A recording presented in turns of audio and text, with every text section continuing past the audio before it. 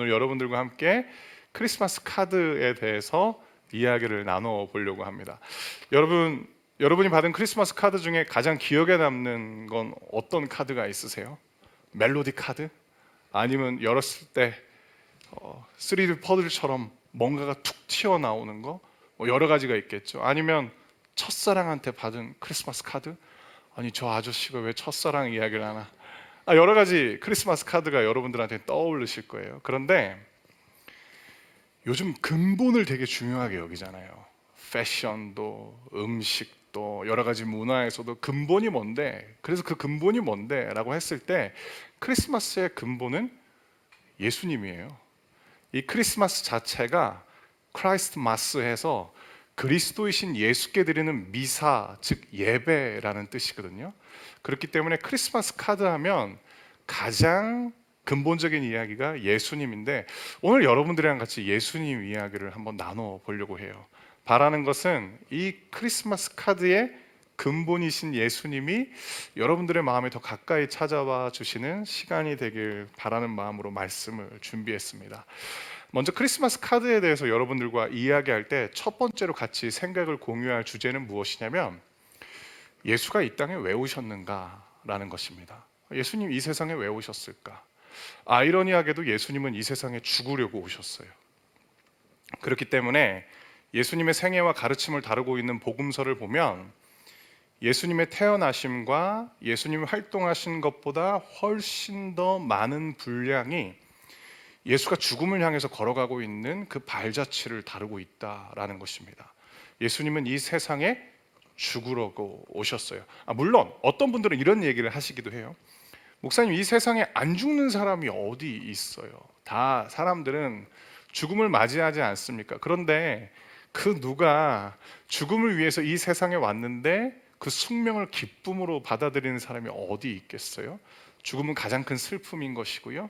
그리고 죽음은 삶을 영위해 나가는 사람들에게 있어서 사실은 외면하고 싶은 가장 큰 절망이잖아요. 그런데 예수님은 죽기 위해서 이 세상에 오신 자신의 운명을 기쁨으로 받아들이셨습니다. 그 근거가 예수님이 이 세상에 태어나신 것을 기록하고 있는 복음서의 첫 장면은 기쁨으로 가득했다라는 것입니다. 그러면 예수님은 왜 이 세상에 죽기 위해 오셨을까요? 우리 때문인 거예요. 여러분, 성경을 읽고 계시는 분들도 계실 것이고, 아니면 성경에 대해서 그저 막연하게 지나가는 정보로만 접하는 분들도 계실 텐데, 성경은 기본적으로 전부 다 우리를 위한 메시지입니다.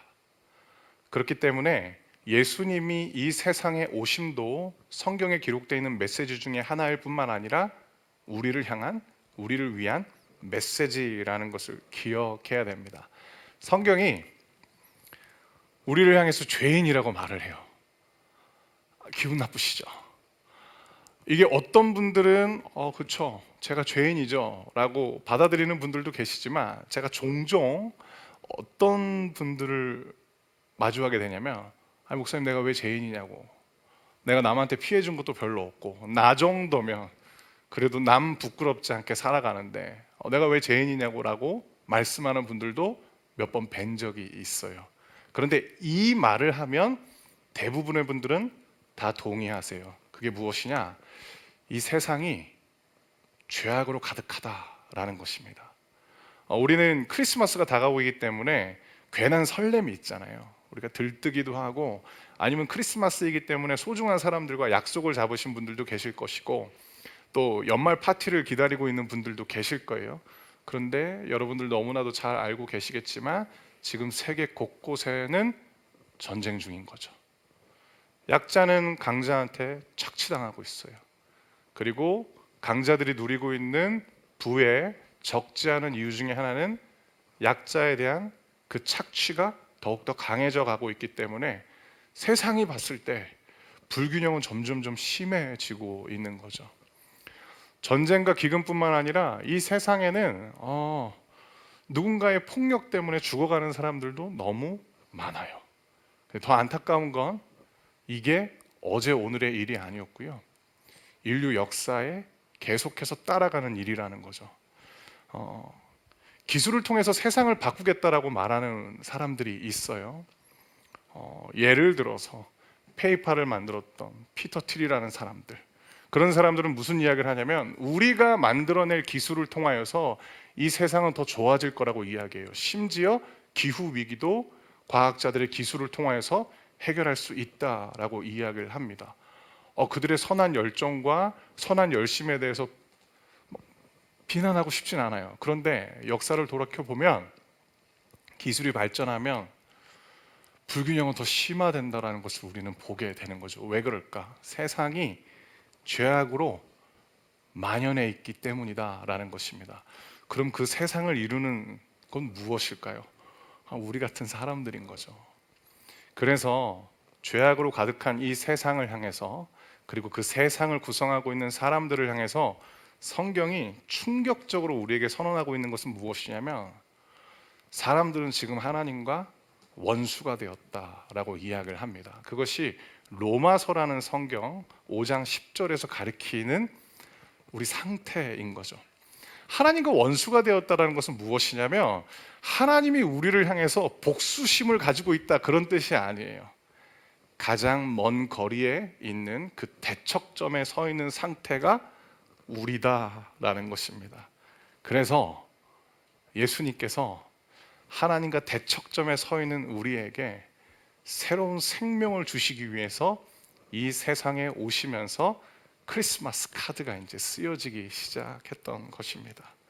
그러면 죄는 무엇일까요?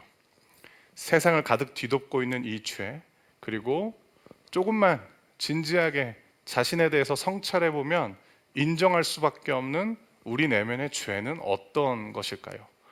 죄라는 이 단어는요, 그리스어의 그 하마르티아라는 이 단어가 아주 상세하게 규정해주고 있는데, 관역에서 빗나간 화살이다라는 것이 이 하마르티아라는 단어예요.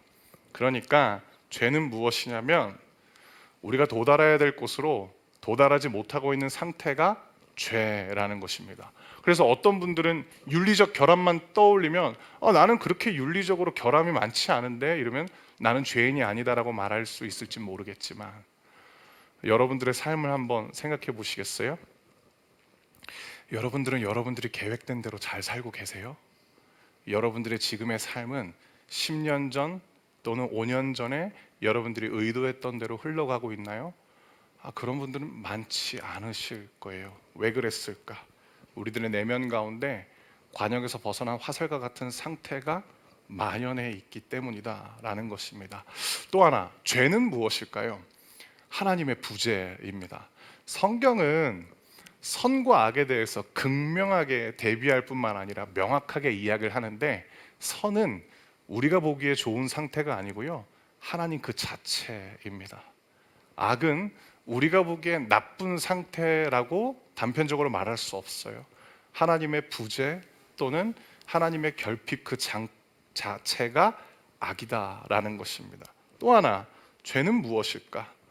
우리가 살아가는데 마주하게 되는 모든 결핍의 원인이 바로 죄라는 겁니다. 그렇기 때문에 이 죄의 문제를 해결하기 위해서 예수님이 이 세상에 오셨고, 그리고 예수님은 당신의 죽음이라는 사건을 통하여서 이 죄의 문제를 해결하셨다라는 것입니다. 그러면 이런 질문이 생길 수 있잖아요. 아니, 그러면 우리에게 죽음의 문제, 죄의 문제를 해결하기 위해서 예수님이 그냥 살면 될 텐데, 우리랑 그냥 계속 끝까지 살면 될 텐데 왜 죽으셨을까? 그거는 하나님이 정하신 세상의 원리 때문인 것입니다. 하나님은 생명의 문제는 생명으로 해결하는 원리를 만드셨어요.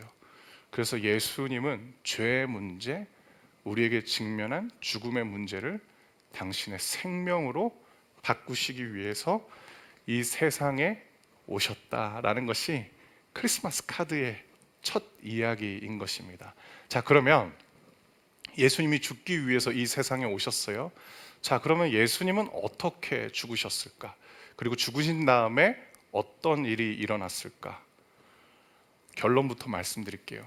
예수님이 죽으시자 우리와 하나님과의 관계가 새로워지게 됐다라는 것입니다. 그것을 위해서 예수님이 죽으셨어요.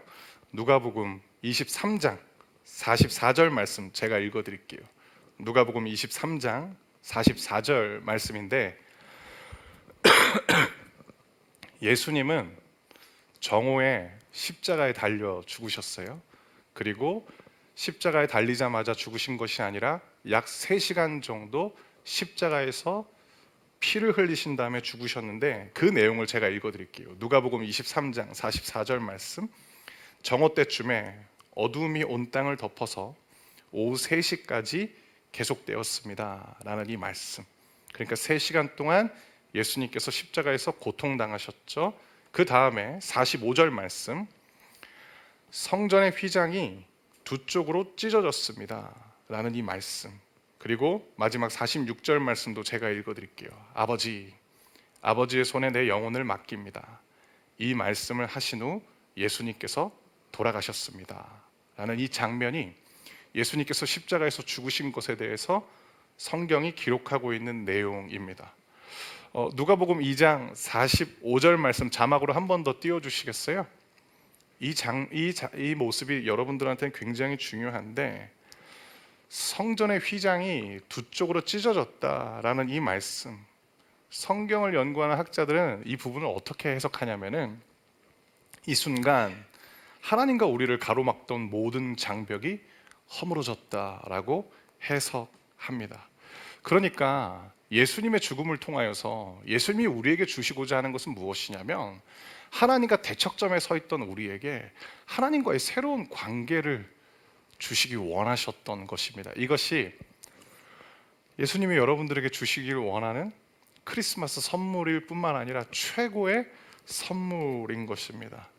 저는 오늘 예수님의 죽으심을 통하여서 우리에게 전해진 예수님의 선물 4가지에 대해서 여러분들에게 말씀드리면서 설교를 정리해 보려고 하는데, 그 첫 번째 선물은 무엇이냐면, 예수님은 당신의 죽으심을 통해서 우리에게 하나님과 새로운 관계를 선물하셨습니다. 이것이 예수님께서 이 세상에 오신 목적이고 예수님께서 죽으신 이유였습니다. 예수님 우리한테 하나님과 새로운 관계를 주길 원하셨습니다. 로마서 5장 1절 말씀 제가 여러분들에게 읽어드릴게요. 여러분들은 자막으로 확인해 주시겠어요? 우리가 믿음으로 의롭다 함을 받았으므로 우리는 우리 주 예수 그리스도로 말미암아 하나님과 함께하는 평강을 누리고 있습니다. 이 말씀도 한번 고정해 주시겠어요? 여기 평강이라는 단어를 여러분들이 주목하실 필요가 있습니다. 평강은 어떤 뜻일까요? 평안이라고도 이야기할 수 있고요, 아니면 편안한 상태라고도 말씀드릴 수 있어요. 근데 이 평강이라는 이 단어는요, 전쟁이 끝난 상태이다 라는 뜻입니다. 그리고 또 하나, 이 평강이라는 단어는요, 소란스러운 상황이 그친 상태.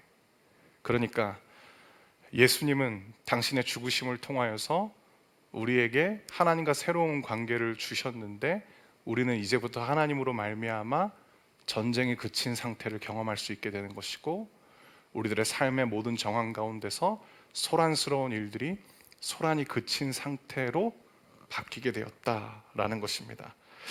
성경에 제일 많이 등장하는 이야기 중에 하나가 무엇이냐면 전쟁이에요. 성경에는 전쟁 이야기가 진짜 많이 등장합니다. 왜 그럴까 한번 이번 한 주간 생각해 봤어요? 왜 성경에는 전쟁 이야기가 그토록 많을까? 우리들의 삶이, 매일매일의 우리들의 삶이 전쟁 같으니까. 그래서 성경에는 온통 전쟁 이야기예요. 그런데 예수님께서 그 이야기를 바꾸려고 하시는 거죠. 평강의 이야기, 전쟁이 끝난 상태, 우리를 소란스럽게 하는 것들로부터 우리를 고요하게 만들어낼 수 있는 그런 새로운 상태. 예수님 믿으시길 바랍니다. 여러분, 예수님 믿으시면 하나님과 새로운 관계가 시작돼요. 그리고 그 새로운 관계를 통하여서 세상 모든 사람들이 원하는 평안함, 편안함에 도달할 수 있는 거죠.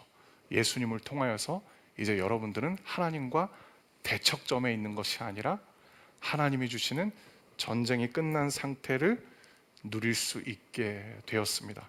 두 번째, 예수님이 죽으심을 통하여서 우리에게 주실 수 있는, 그리고 우리에게 찾아온 두 번째 선물은 무엇이냐면 우리를 하나님이 베푸시는 은혜의 자리에 들어오게 하셨다라는 것입니다. 우리가 새로운 삶의 자리에 초대받았는데 그것이 무엇이냐? 하나님이 베푸시는 은혜의 자리. 이 은혜라는 말이 좀 어려우시죠? 간단해요. 선물입니다. 그런데 이 은혜라는, 즉 이 선물이라는 의미 가운데 그리스도가 우리에게 제공해 주는 두 번째 의미가 있는데 그것은 무엇이냐면 어떤 특별한 자리라는 것입니다. 또는 지위라고도 할 수 있어요. 그런데 그 지위는 취소되지 않는 지위라는 뜻입니다. 예수님이 당신의 죽으심을 통하여서 우리에게 흔들리지 않는 새로운 지위를 주셨다라는 것입니다. 로마서 5장 2절 말씀인데요. 로마서 5장 2절 말씀 제가 여러분들에게 읽어드릴게요. 예수 그리스도에 의해서 또 믿음으로 우리는 지금 우리가 서 있는 이 은혜의 자리에 들어와 있습니다.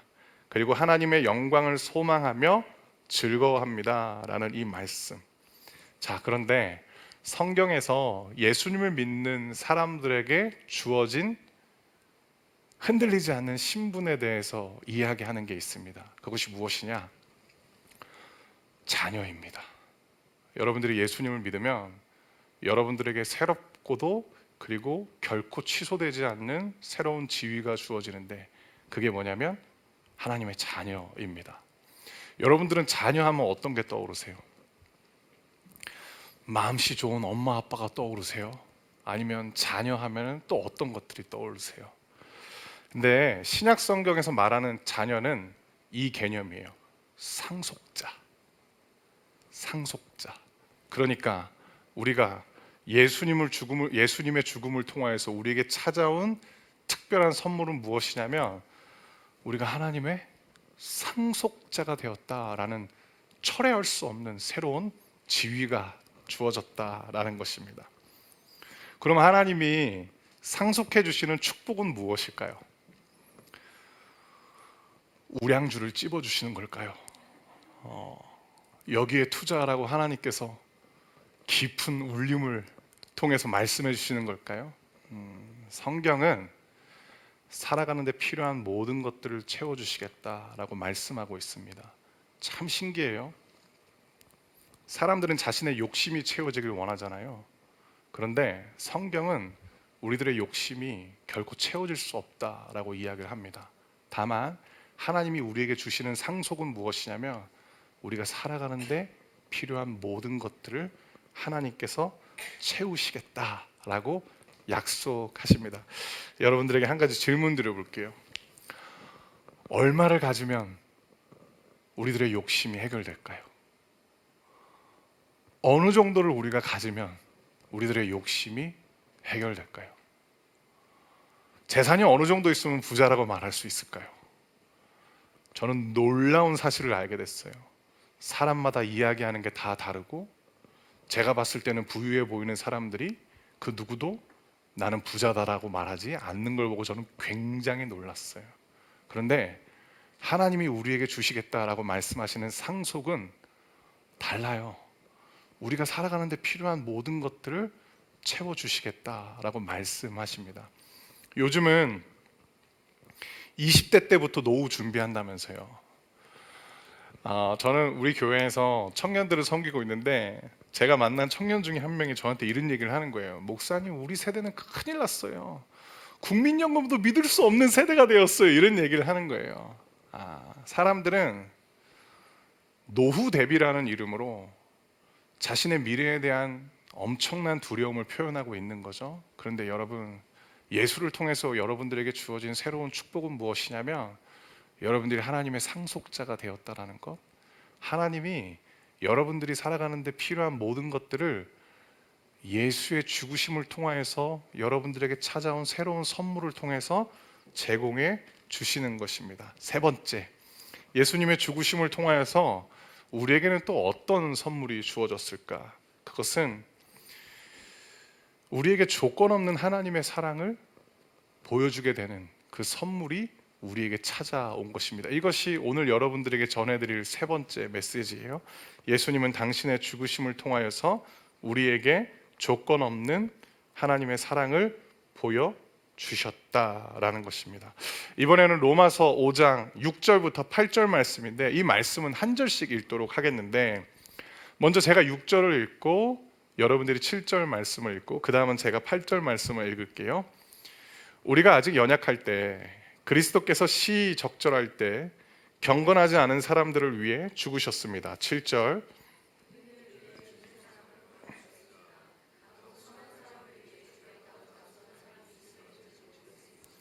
그런데 그리스도께서는 우리가 아직 죄인이었을 때 우리를 위해 죽으셨습니다. 이것으로써 하나님께서는 우리를 향한 그분의 사랑을 나타내셨습니다. 아멘. 사랑하는 거 여러분들은 잘 하세요? 제가 이번 한 주간 생각을 해봤는데, 나에게 사랑은 참 쉬울 때도 있지만 어려울 때도 있다라는 걸 깨닫게 되었습니다. 왜냐? 저는 감정에 따라 사랑하거든요.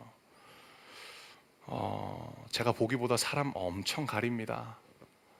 진짜 못됐죠. 제가 좋아하는 사람은 실수해도 사연이 있는 거예요.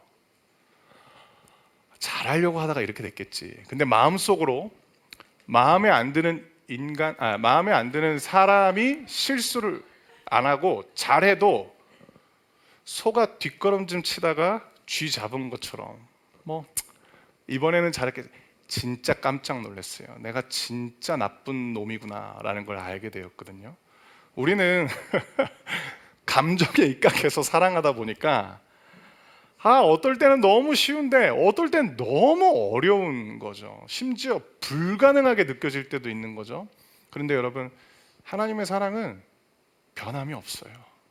그리고 그 변함없는 하나님의 사랑을, 그 무조건적인 하나님의 사랑을 여러분들을 향한 하나님의 사랑의 이야기로 전해주기 위해서 예수님이 여러분 대신해서 죽으신 거죠.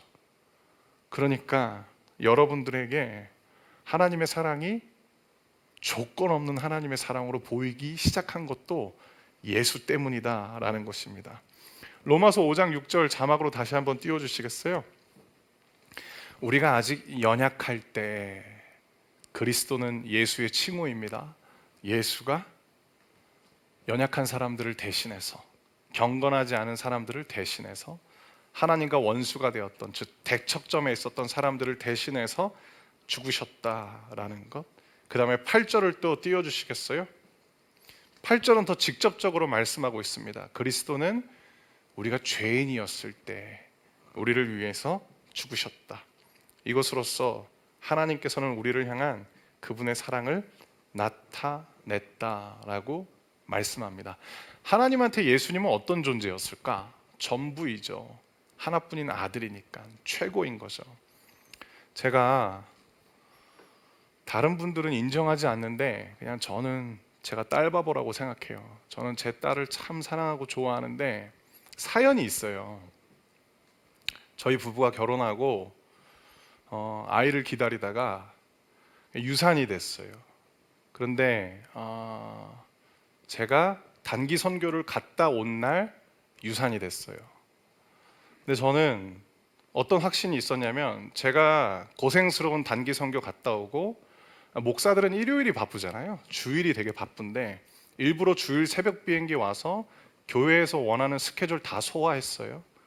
그렇기 때문에 하나님께서 제 아내의 뱃속에 있는 아이를 살려주실 거라고 저는 100% 믿었어요. 그런데 그날 유산이 됐어요. 근데 감사하게도 하나님을 향한 믿음은 흔들리지 않았어요. 그리고 하나님께서 저희 부부에게 그 다음 해에 이제 딸을 선물로 주셨죠. 아내가 진통을 15시간 했는데 아이가 뱃속에 있을 때부터 제가 성경을 읽어줬거든요. 아빠의 목소리를 익숙하게 해주기 위해서. 그래서 제가 어떤 믿음이 있었냐면, 우리 딸이 제 목소리를 들으면 씩씩하게 나올 것 같은 거예요. 그래서 간호사 선생님이 굉장히 황당했을 수도 있겠지만, 제가 진통하는 아내 배에다 대고 뭐라고 얘기했냐면, 너 지금 나와야 된다고. 엄마가 너무 힘들어하니까 너 나와야 된다고. 우리 아내는 인정하지 않을 수 있을지 모르겠지만 진짜 그러고 있다가 나왔어요. 진짜예요. 안 믿으셔도 괜찮아요. 하나님이 알고 계시니까. 네, 그랬던 제 딸인데, 하루는 이 딸이 4살 때였어요. 놀이터에서 아빠한테 와락 안기는 거예요. 아빠를 믿으니까. 어디서 안겼냐면은 미끄럼틀 그 위에서 저한테 그냥 점프했는데 제가 꽉 안았는데 세상 전부를 얻은 것 같았어요. 그때 제가 어떤 깨달음을 얻었느냐? 하나님한테 예수님이 이런 존재였겠구나. 그런데 나를 살리기 위해서 죄악이 가득한 세상에 새로운 하나님의 생명을 부어주기 위해서 이 전부와도 같은 존재를 주셨구나. 그게 믿어진 다음부터 제 기도는 완전히 달라졌습니다. 뭘 달라고 하는 기도가 확 줄었어요. 아니, 전부를 주셨는데 나한테 뭐가 겁이 나요? 아니, 전부를 주셨는데, 제일 소중한 걸 주셨는데 나에 대해서 뭐가 아깝겠는가라는 믿음이 찾아오는 거예요.